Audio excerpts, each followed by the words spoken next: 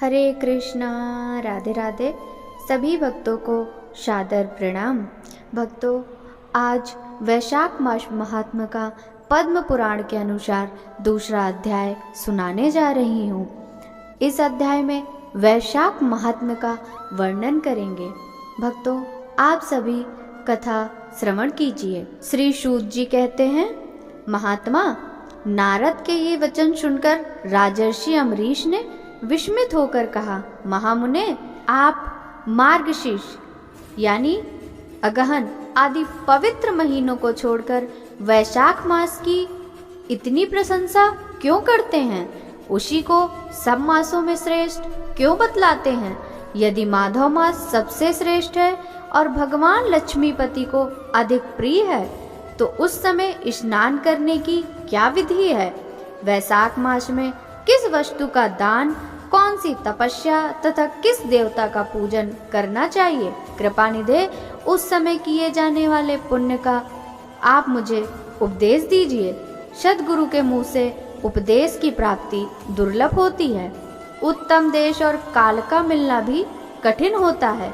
राज्य प्राप्ति आदि दूसरे कोई भी भाव हमारे हृदय को इतनी शीतलता प्रदान नहीं करते जितना कि आपका यह समागम। नारद जी ने कहा, राजन सुनो, मैं संसार के हित के लिए तुमसे माधव मास की विधि का वर्णन करता हूँ, जैसा कि पूर्व काल में ब्रह्मा जी ने बतलाया था। पहले तो जीव का भारतवर्ष में जन्म होना ही दुर्लभ है, उससे भी अधिक दुर्लभ है वहाँ मनुष्य की योनि में जन्म।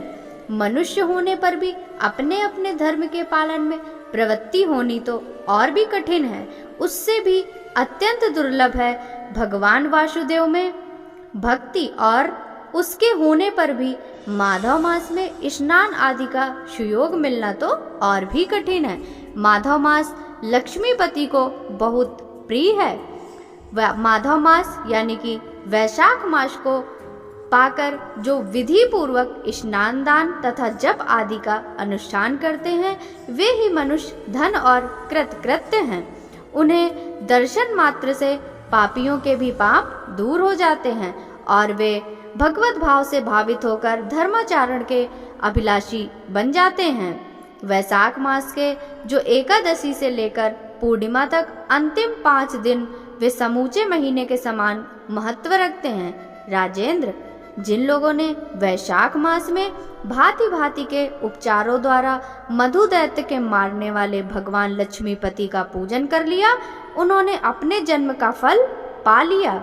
भला कौन सी ऐसी अत्यंत दुर्लभ वस्तु है जो वैशाख के स्नान तथा विधि पूर्वक भगवान विष्णु के पूजन से प्राप्त नहीं होती?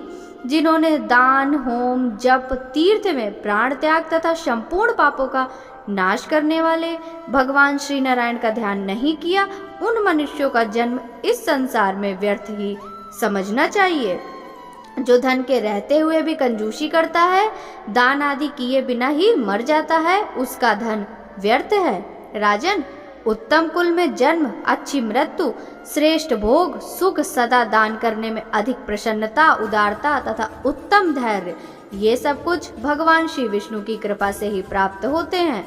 महात्मा नारायण के अनुग्रह से ही मनोवांछित सिद्धियां मिलती हैं, जो कार्तिक में, माघ में तथा माधव को प्रिय लगने वाले वैशाख मास में स्नान करके मधुहंता लक्ष्मीपति दामोदर की विशेष विधि के साथ भक्ति पूर्वक पूजा करता है और अपने शक्ति के अनुसार दान देता है, वह मनुष्य इस लोक का सुख भोग कर अंत में श्री हरि के पद को प्राप्त होता है।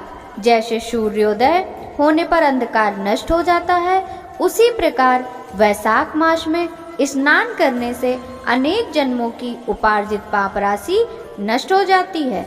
यह बात ब्रह्मा जी ने मुझे बताई थी। भगवान श्री विष्णु ने माधव मास की महिमा का विशेष प्रचार किया, अतः इस महीने के आने पर मनुष्य को पवित्र करने वाले पुण्य जल से परिपूर्ण गंगा तीर्थ, नर्मदा तीर्थ, यमुना तीर्थ अथवा सरस्वती तीर्थ में सूर्योदय के पहले स्नान करके भगवान मुकुंद की पूजा करनी चाहिए। इससे तपस्या का फल भोगने के पश्चात अक्षय स्वर्ग की प्राप्ति होती है। भगवान श्री नारायण अनामय रोग व्याधि से रहित हैं।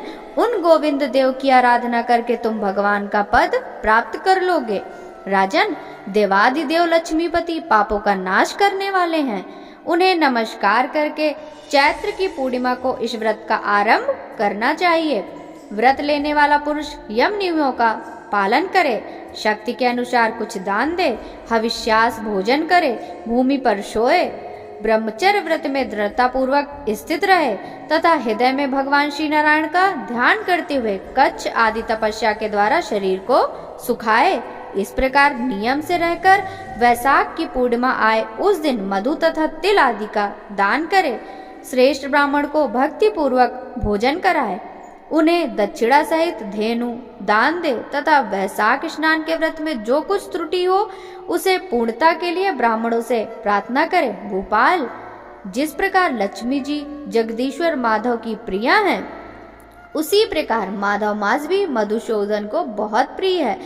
इस तरह उपर्युक्त नियमों के पालन पूर्वक 12 वर्षों तक वैशाख स्नान करके अंत में मधुसूदन की प्रसन्नता के लिए अपनी शक्ति के अनुसार व्रत का उद्यापन करें। अम्बरीश, पूर्व काल में ब्रह्मा जी के मुख से मैंने जो कुछ सुना था वह सब वैशाख मास का महात्म तुम्हें बता दिया।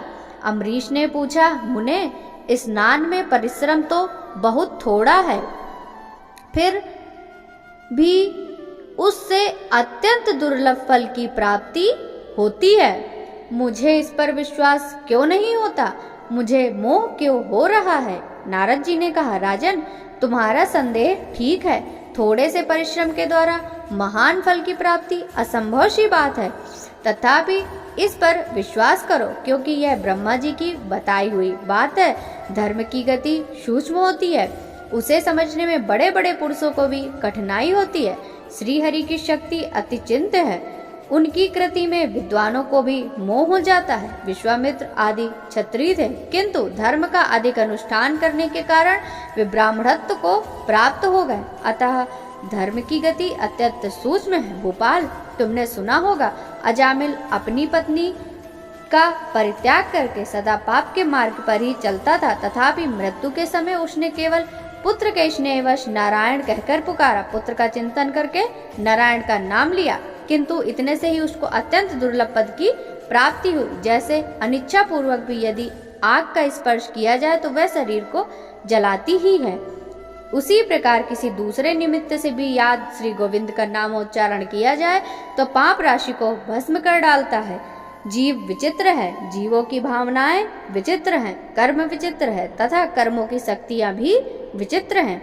शास्त्र में जिसका महान फल बताया गया है वही कर्म महान है। फिर भी अल्प परिश्रम साध्य हो या अधिक परिश्रम साध्य, छोटी सी वस्तु से भी बड़ी वस्तु का नाश देखा जाता है। जरा सी चिंगारी से बोझ के तिनके को स्वाहा हो जाते हैं।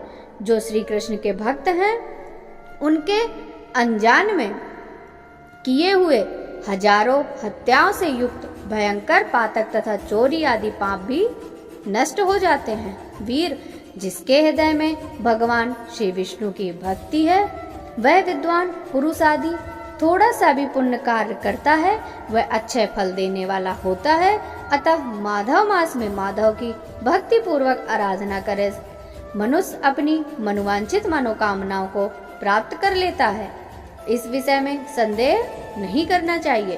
शास्त्रोक्त विधि से किए जाने वाला छोटे से छोटा कर्म क्यों ना हो, उसके द्वारा बड़े से बड़े पाप का भी क्षय हो जाता है तथा उत्तम कर्म की वृद्धि होने लगती है। राजन, भाव तथा भक्ति दोनों की अधिकता से फल में अधिकता होती है। धर्म की गति सूक्ष्म है, वह कई प्रकार से की जाती है। महाराज, जो भाव से हीन है, जिसके हृदय में उत्तम भाव या भगवान की भक्ति नहीं है, वह अच्छे देश और काल में जाकर भी जीवन भर पवित्र गंगा जल से नहाता और दान देता रहे तो कभी भी शुद्ध नहीं हो सकता, ऐसा मेरा विचार है। अतः अपने हृदय कमल में शुद्ध भाव की स्थापना करके वैशाख मास में प्रातः स्नान करने वाला जो विशुद्ध चित्त पुरुष भक्ति पूर्वक भगवान श्री लक्ष्मीपति की पूजा करता है, उसके पुण्य का वर्णन करने की शक्ति मुझ में नहीं है। अतः भूपाल, तुम वैशाख मास के फल के विषय में विश्वास करो। छोटा सा शुभ कर्म भी सैकड़ों पाप कर्मों को नाश करने वाला होता है।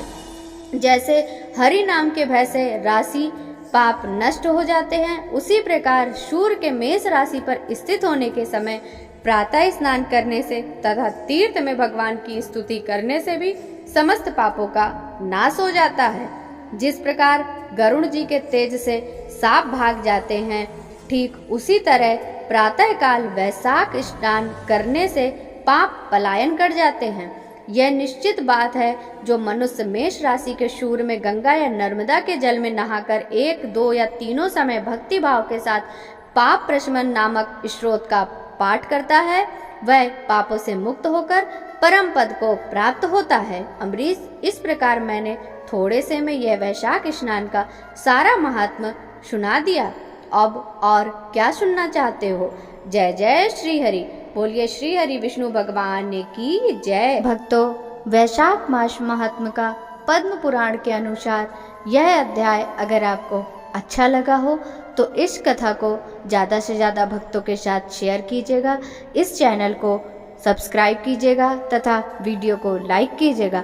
आपसे मिलते हैं पद्म पुराण के अनुसार अगली कथा में। तब तक के लिए सभी भक्तों को राधे राधे, हरे कृष्णा, हरि बोल।